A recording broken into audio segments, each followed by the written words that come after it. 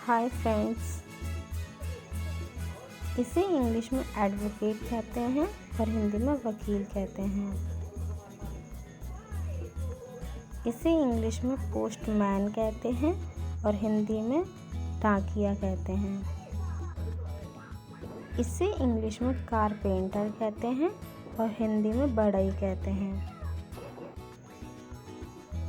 इसे इंग्लिश में पुलिसमैन कहते हैं और हिंदी में सिपाही कहते हैं।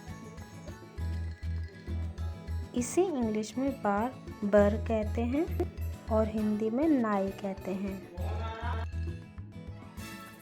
इसे इंग्लिश में पॉट कहते हैं और हिंदी में कुम्हार कहते हैं। इसे इंग्लिश में फार्मर कहते हैं और हिंदी में किसान कहते हैं।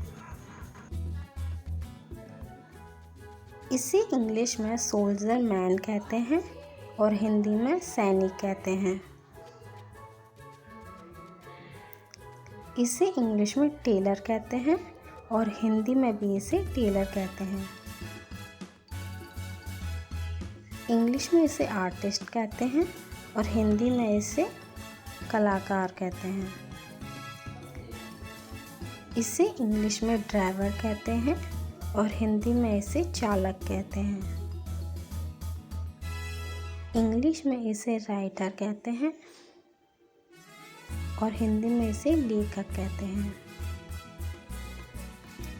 इंग्लिश में इसे पियून कहते हैं और हिंदी में इसे चपरासी कहते हैं।